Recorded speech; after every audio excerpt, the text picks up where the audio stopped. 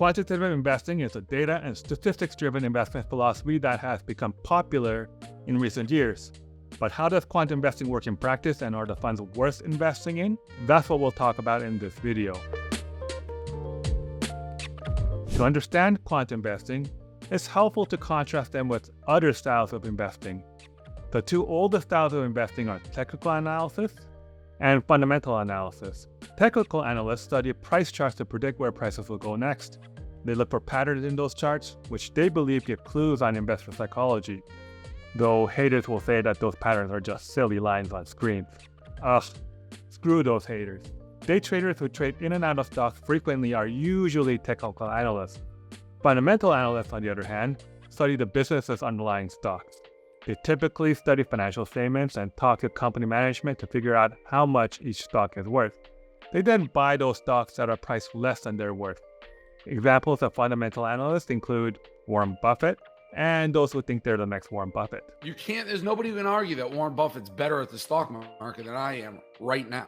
Of course, most fundamental analysts aren't as good as Buffett.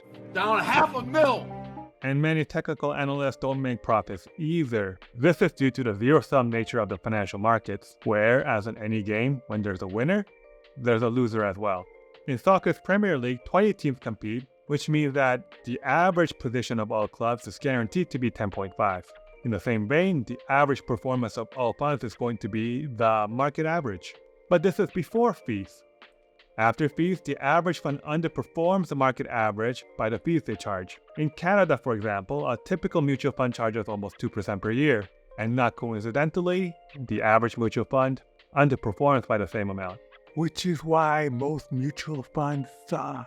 Other people saw this too, and that gave birth to the passive investment style. Instead of picking stocks, passive funds invest in every stock within their mandate. Because these funds don't need to employ expensive analysts, they can charge very little fees and compete with other funds based on those fees.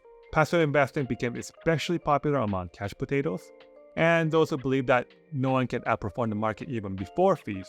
There's a lot of debate around this belief, but in my opinion, I don't think it's true. Even though soccer is a zero-sum game, we know that some teams will always do very well. Likewise, there are investors who outperform so consistently that they should be statistically impossible if no one could beat the market. Ed Thorpe, for example, recorded 227 winning months and just 3 losing months. If winning and losing had equal probabilities, there was a 1 in 10 to the 63 chance of achieving what he did. For reference, there are only about 10 to the 56 number of atoms in the solar system. So if we grant that outperforming the markets is possible, what if we use computers to do the job of analysts?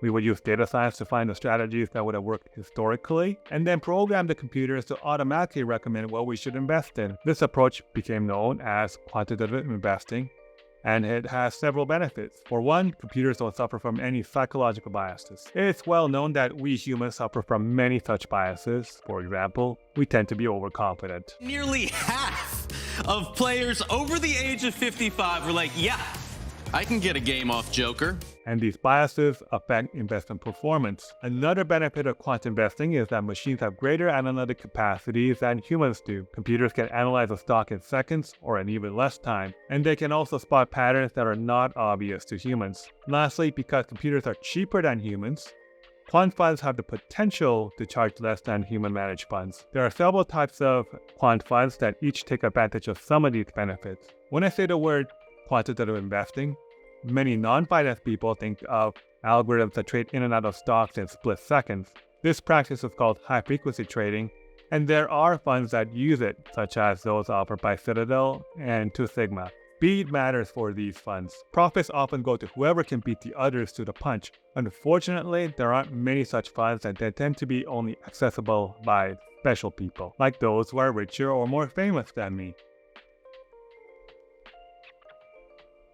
New funds have a hard time breaking in because data, computers, and smart people all cost lots of money. Another type of quantitative funds use machine learning to analyze vast quantities of data. As compared with high-frequency funds, these funds put less emphasis on speed and more on analysis. They make use of unorthodox data such as satellite images, social media sentiment, and credit card data, and study how they influence stock prices. The hope is that using these data will allow these funds to generate more accurate predictions. Some of the famous machine learning firms include Renaissance Technologies and D. Shaw, some of whom have unbelievably good track records. Starting a machine learning funds isn't as hard as starting a high-frequency firm, so there are more options available for normal investors, but it's very challenging to create algorithms that justify the cost. So I only recommend considering such funds if you or your advisor has a deep understanding of machine learning. The most popular type of quantitative funds are what are called factor funds. A factor is a data point you can use to either group or order rank stocks. Popular factors include value, which indicate how cheap each stock is, and momentum, which indicate which stocks have done well in recent months. There are many factor funds, and you can buy most of them easily because they're packaged as ETFs or mutual funds. Some of them are single factor funds, which means they only use one factor to determine what to invest in, while others are multi-factor funds, which, as the name suggests, use a mix of several factors. There are differences, though, even between funds that advertise as using the same factors. Two value funds, for example, may use different metrics to measure cheapness. The choice of fund can have some meaningful differences, so it's best to consult an advisor who understands the differences.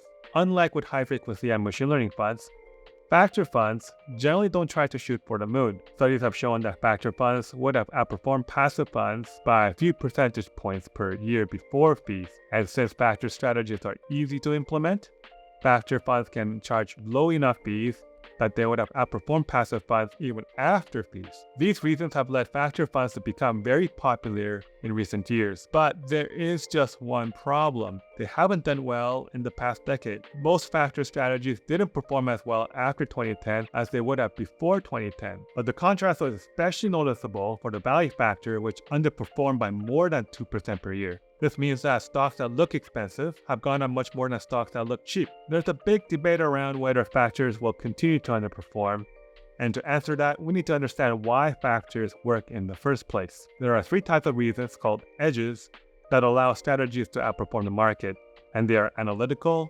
behavioral, and informational. A strategy with analytical edge can derive insight from the same data that other investors can't. They're like chess grandmasters who see the same board as their opponents, but can see moves that their opponents can't. Machine learning funds usually pursue this type of edge, but factor funds, by virtue of their simplicity, don't possess any analytical edge. A behavioral edge, on the other hand, derives from a strategy's ability to think more rationally than other investors. I had mentioned that humans suffer from a myriad of biases, which hurts investment performance. Proponents of factor investing argue that factors derive their powers primarily from this behavioral edge. The value factor, for example, works because people become overly optimistic about high-flying stocks and overly pessimistic about out-of-favor stocks. The reason why the value factor has had such a tough time in the past decade, people argue, is because we had an unprecedented economic environment with 0% interest rate, which rewarded irrational behavior such as throwing money at meme stocks. As we return to a more normal economic environment, value factor investors believe that the factor will perform well again. And I would agree with them if factor investing mostly exploits behavioral biases, but it's also possible that factor investing worked until 2010 because of informational edge. Having an informational edge means a strategy uses data that others don't. Insider trading is an illegal example of this edge, where investors use restricted data to get rich. Your alliance lousy unions. Well, there was a crash last year. But there are legal forms of it too, like using foot traffic data on stores, or if you're Michael Beery, it's being able to read the most boring documents imaginable. Machine learning and high-frequency trading firms exploit this edge, but do factor funds exploit it? Well, it depends on how you define information. The data necessary to calculate each factor has been available for decades, so factor strategies didn't possess any informational edge in that sense. But the research on factors only came out in the 90s. People were generally unaware of the power of factors before then, so using it before the 90s would have given them an informational edge. But by 2010, most financial professionals became aware of them and the edge disappeared, which may be why they stopped working. If this is true, it doesn't bode well for the factor funds going into the future. So is it true, or do factor strategies derive its power from behavioral biases, or is it a mix of both? Right now, nobody knows. Everybody agrees that we need more data, but we would need to wait many more years before the data is conclusive. In my opinion, though, I think it's a mix. So I think factor funds will outperform again in the future, but maybe not as much as it would have in the past. This tendency of strategies to deteriorate after everyone becomes aware of them has a name, and it's called alpha decay. And alpha decay doesn't just affect factor funds, but other types of funds as well, including machine learning funds or even technical analysis funds. This is why you'll sometimes see funds that performed well in the past start to hit a wall, or in rare cases, hit the floor. Can we avoid alpha decay? I would argue that we can. Recall that fundamental analysis is the practice of finding stocks that are trading below their inherent worth. This inherent worth is called intrinsic value, and it's the return you would get if you held the stock for as long as you possibly could. You find intrinsic value by counting the expected dividends on the price that another company will pay to acquire the stock. If you buy stocks for less than their intrinsic values, you will eventually generate good returns. You may not see good returns in just a month or even a year because cheap stocks can get cheaper still, but eventually, as long as you're right about the intrinsic value, the cash flows you receive will make it worth your while. The trouble with fundamental analysis, though, is that finding intrinsic values are hard. Analysts have to comb through lots of data, and emotions and biases again come into play. But what if machines are used to help with this analysis?